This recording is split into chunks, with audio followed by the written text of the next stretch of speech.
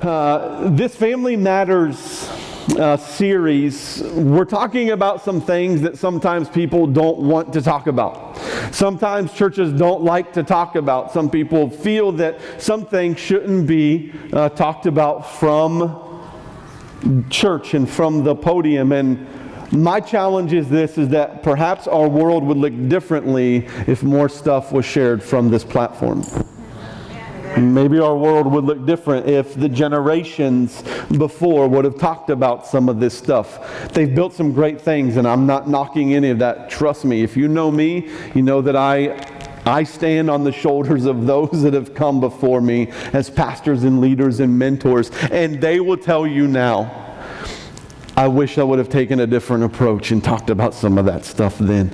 But this is where we are, and if you don't know much about Jesus, if you haven't read through the Gospels, I'll tell you that he had a dysfunctional family.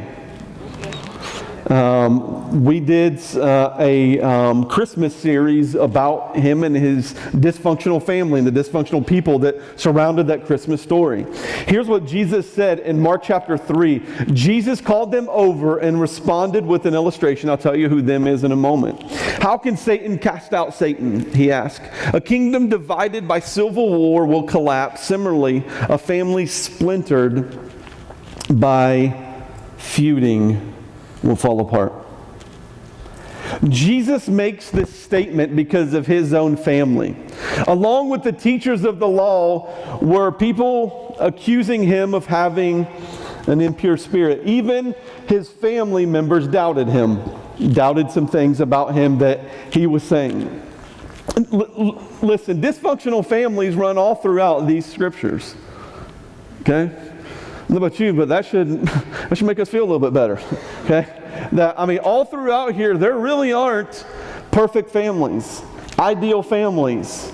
Everyone who ever really learns anything about faith will say, man, David, man, God said that he was a person after God's own heart. Yeah, what about before that? What about the dysfunctionality there that he has? In 2 Samuel chapter 13, here are some things that were happening within David's family. First off, he committed adultery. His son, Amnon, raped his half-sister Tamar, the sister of Absalom. The husband did not implement discipline throughout this process. So Absalom kills the half-brother Amnon. Now, I'm glad that we deal with things differently nowadays, and we're not killing people, and some people do, but most of us don't do that. The husband also committed murder to cover up his sin. The husband in all of this is David. The family was divided because a man failed to carry his relationship to God over into his relationship with his family.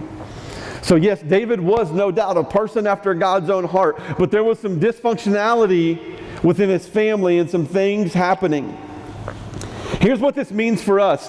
People of faith may have family problems, but there's a great hope in the Lord for even the worst situation.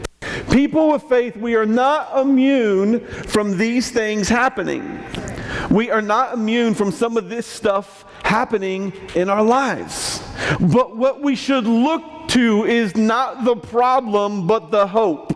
We should look to the hope that we have in Jesus and who he is and what he is about. That no matter how bad it gets, God is always there. Amen. That we should not lose hope. That we should focus on God regardless of what is happening around us. We should also know that conflict can be constructive when we handle it properly. Conflict can be constructive when it's handled properly. It can also be destructive. Okay? So it is all about how you handle that conflict when it comes up.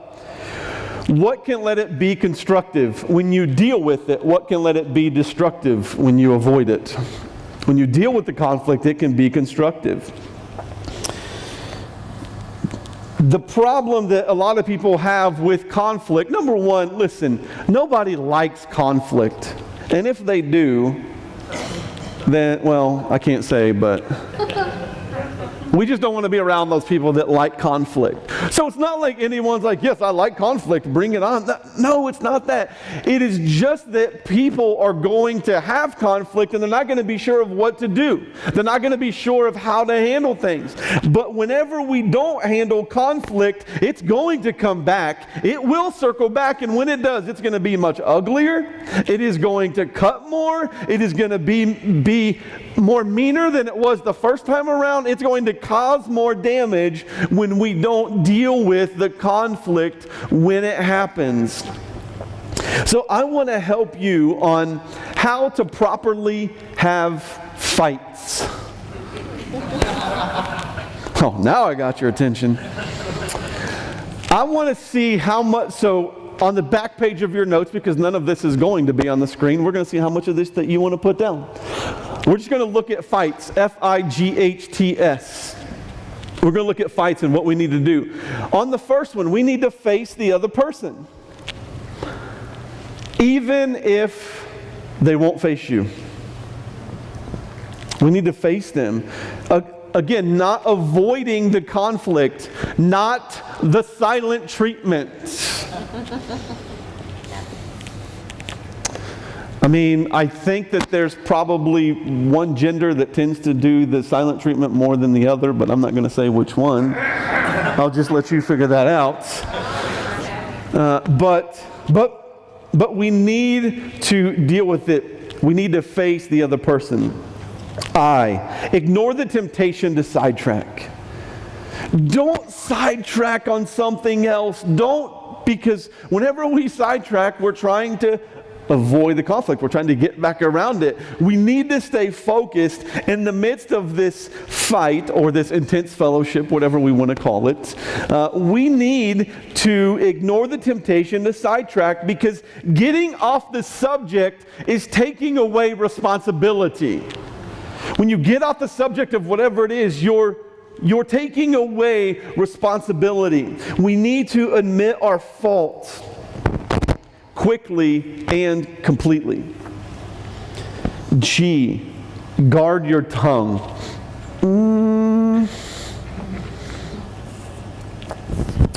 Name calling attacks the other person. It doesn't deal with the issues. That is all that it does. It attacks the other person. It doesn't deal with those issues whatsoever. So guard your tongue. Be careful what you say. And be careful with the intent that you say it with. H, history belongs in the past. Don't bring it up. History belongs in the past. Now, this could be you within your marriage. This could be you with your children. This could be you with a work situation. This could be anything. Whatever happened in the past, don't let it come up in this moment. Especially within the context of family. T, touch. Now, I know what some of you are thinking. Oh, I like to touch them, all right. That's not what I mean. A hand on the shoulder. A hug at the appropriate time. Don't go in too soon. You get jacked. Okay? Touch. Let them know, because it oftentimes shows that we are on the same side. Okay? Now, Amy and I found out on the marriage retreat that touch is both of our love languages. That's great for us. Now, sometimes she touches a little too hard. No, I'm just kidding. She doesn't. So, and S is probably the most important one. Stay in there. Stay in there. Hang on until it is resolved. Hang on until whatever happens needs to happen. Finish the fight. Don't let it waver into another day, into another week. Finish whatever that conflict is at that moment, because if you don't finish it, then what is going to happen is H is going to reappear on down the road. It will, because it wasn't properly taken care of. You need to, in the context of your family matters, and in the context of your family and your marriage, and and with your kids, resist the temptation to blame. Take responsibility for your own actions. Okay? Also, don't be so quick to assign blame. Don't be so quick to assign blame on somebody else. Resist the temptation to yell. Now, you guys I'm not yelling, I'm just trying to make you see my point. No, you're yelling. Okay? No, I just need you to understand. No, you're yelling. Proverbs 15:1, a soft answer turns away wrath, but a hard word stirs up anger. I'm telling you that I know that within the context of Amy and I's relationship, that as my volume reaches a certain level, her wanting to be engaged begins to go the other way because of making sure that we are trying to deal with this effectively and appropriately. Resist the temptation to be selfish. It's not all about us. It's not all about you. It's not all about us. Spiritually mature people aren't selfish. We try to look at other people and we try to help them and we try to direct them. Resist the temptation to change the other person. Your chances of any change drop to about 0 after that wedding day. If you didn't get them where you wanted to get them by the wedding day, forget about it. It's not going to happen. So resist the temptation to try and change. Now, we can try and encourage and all of those other things, and that may lead to change. But if we're doing things with, I'm going to change, how about we look in the mirror and say, what needs to change about me? What am I doing in my life that needs to change so that our family can be in a better place? So, since family matters, how should we handle conflicts? Number 1, realize communication is key. Without communication, everything you else do does not matter. I came across this example of a letter written to a family counselor. I do not read this to try and stir up any conflict amongst anyone. I don't read this to open any wounds that you may have. How can I know that you may have some of those? I read this to talk about the reality of what happens whenever we do not properly communicate. A letter written to a family counselor. John and I were deeply in love when we got married, but then something began to change. He received a promotion about 5 years ago, and that required him to work longer hours. We didn't mind the extra time he was putting in, but it never stopped. Now he comes home late every evening. He's so tired. I look forward to his coming home all day because I have so much to tell him, but he doesn't feel much like talking.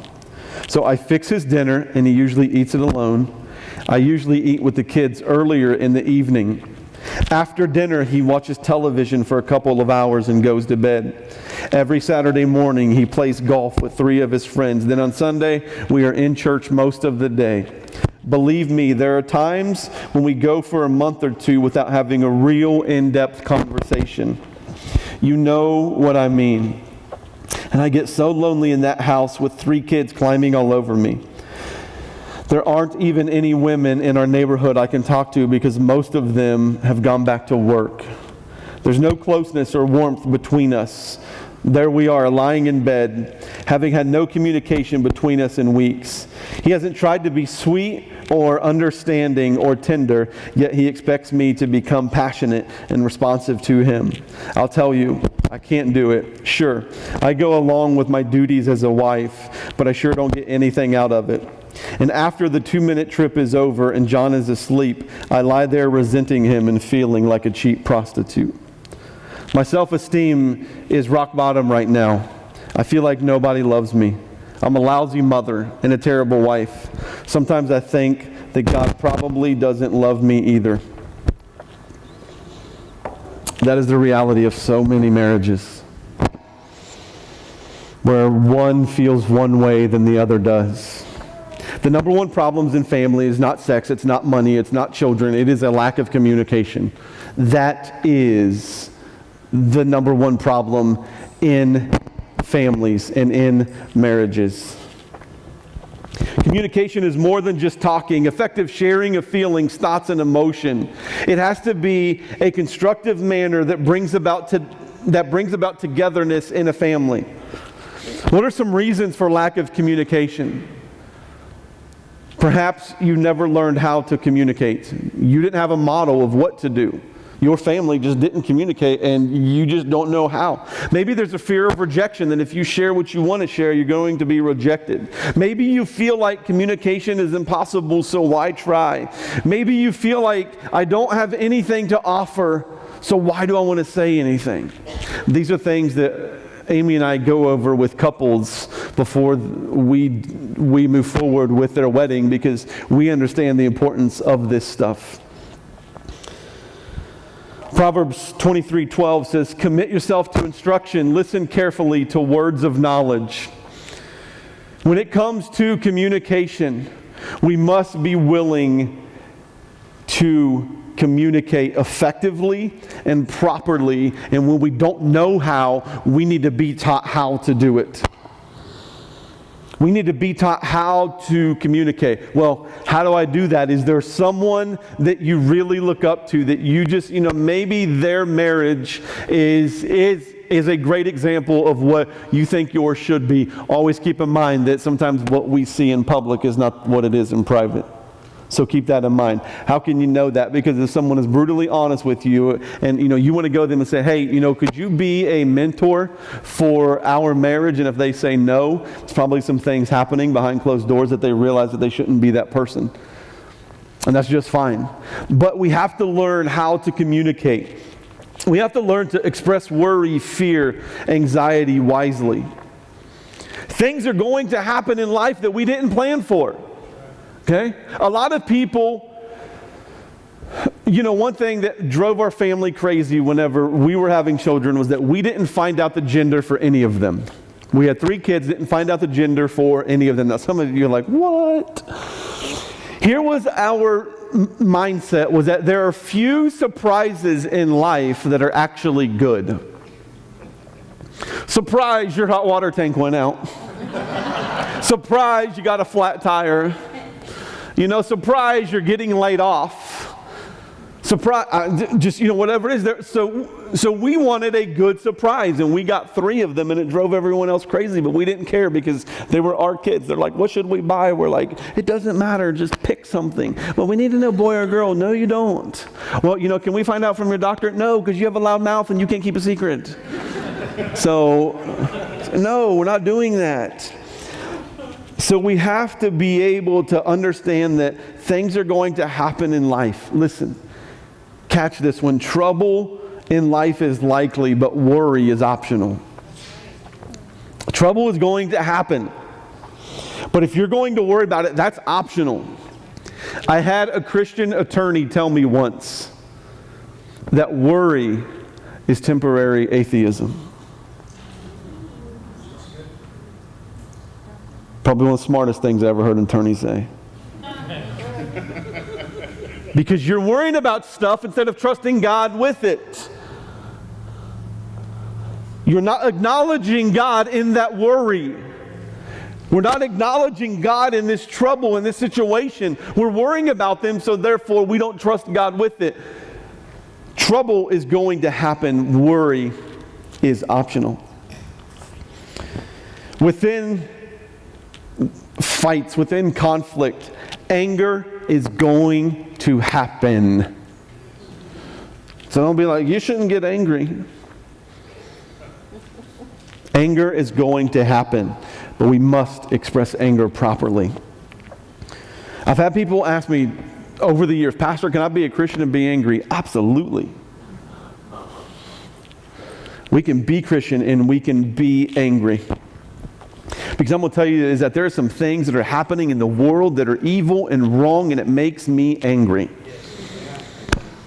There are some things that my children go through that I don't want them to go through, and it makes me angry.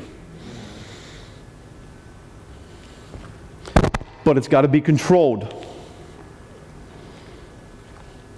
It has to be without malice. It has to be without wanting revenge. So some of you are like, oh, not that kind of anger. No, not that kind. We have to express that anger properly and not let it lead us to sin. The Bible doesn't tell us to deny anger, but to control it. Ephesians chapter 4 talks about it. James chapter 1 talks about, hey, be quick to listen, slow to speak, slow to become angry. Did it say don't become angry? Slow to become, mean slow your roll a little bit, listen up, don't get to that anger too quickly. Trust me, there are things that happen in this world and that happen in life that anger me because they're wrong and they're evil and they are by the hand of Satan, and that angers me. There are other times that I get anger wrong. And when I do my best to go and apologize to people. I have this thing that whenever I am sometimes so focused in on something that I get very short in what I want to say and what I want to speak, and that comes across to people as angry. I have to go to people and apologize to them that that wasn't you. Secondly, when it comes to conflict, we have to create a strong foundation whenever we're handling conflict. If that foundation is not strong, anything that you try to put on top of it can't sustain the conflict. If that foundation in Christ isn't strong enough, isn't wide enough, isn't deep enough, whatever you put on top of it is not going to work. Jesus warned us that difficult times are going to come. He said, hey, these things are going to happen, so just know that you've got to build that strong foundation. But we must stay committed to God in good times as well as the difficult times and the tough times and the hard times. We've got to build that strong foundation. John 16:33, Jesus said, I've told you these things so that in me you may have peace. In this world you will have trouble, but take heart, I've overcome the world. Jesus said these things are going to happen, but is your foundation in me? Are you grounded in me? There are two types of stresses that come on most families. One, catastrophic things that happen. Illness of loved ones, illness of parents, diagnosis that comes, car accidents that comes, the loss of loved ones that come. Having something happen to our children at birth or as they're growing up. There are these major things that happen. Some families are torn apart because of major natural disasters, because of bankruptcy. So there's these things that come along, but there's also minor irritants that we deal with. Over time, these minor things can become threatening to the relationship. Well, how do I know that I need to pay attention to this? How often do they remind you? How often do they remind you which way the toilet paper goes on the roll? How often do they remind you not to leave your shoes there? How often do they remind you to clean up the sink after you have used 72 brands of makeup for the day? How often do they have to remind you to please do not leave the gas light go on your car for when they get in? How many, are you following what I'm saying here? Some of these minor irritants really build up. and they really can just cause trouble to happen and such. Commitment to our family is not based on feelings, is not based on emotions, is not based on circumstances or situation. Commitment to family grows out of our commitment to Christ. The closer you get committed to Jesus, the closer you're committed to your family. The closer you get committed to Jesus, the closer you get committed to your family, and the better that you do with your family. I didn't say that you're going to have it all figured out, but I said that you will do better with your commitment to Jesus with your family than you will without Him. We must have that commitment for Jesus in order for the commitment to our family to grow. The basic building block of any family is a strong relationship with God. Some of the biggest steps maturity-wise that I have taken in faith oftentimes were in areas that I wasn't trying to improve myself, but it was places that God helped me to improve because He knew that I needed it. Because He knew that I needed to grow deeper in Him in order to make these other relationships work. Yes, we need to maintain our spiritual disciplines, but never think that maturity can be achieved apart from God working in us.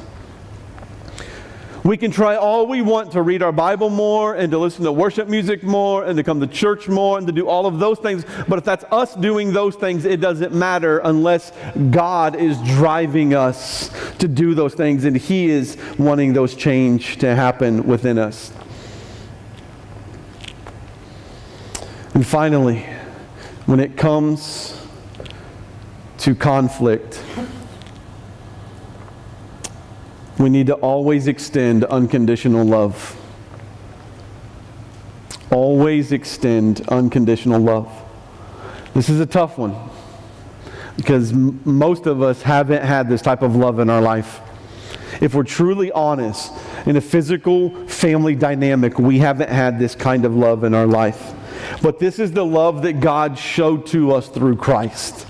So this unconditional love is only going to happen as your commitment to God grows and as your commitment to Him becomes more and becomes deeper. Unconditional love requires action, not just intentions.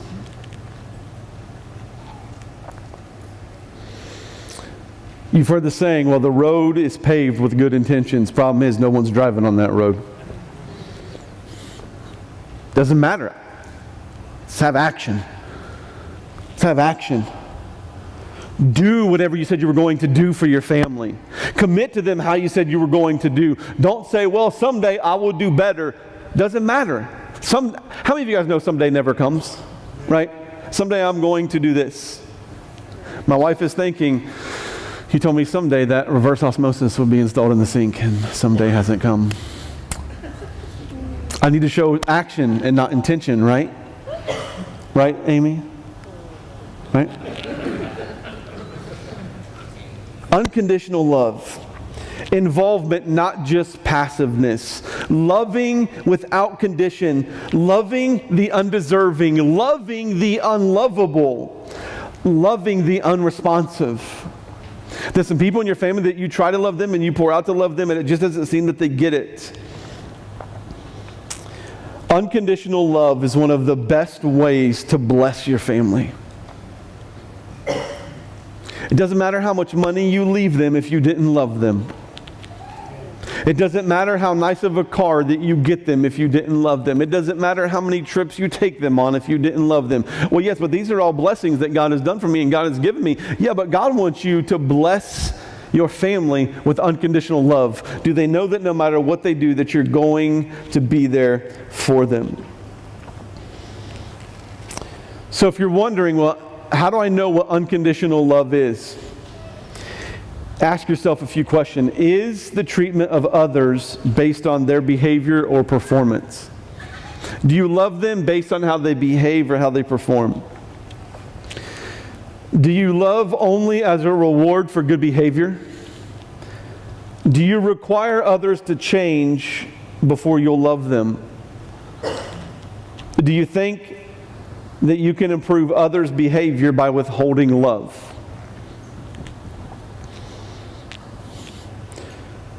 I know what you're going to oftentimes say is, yeah, but they won't respond to my unconditional love.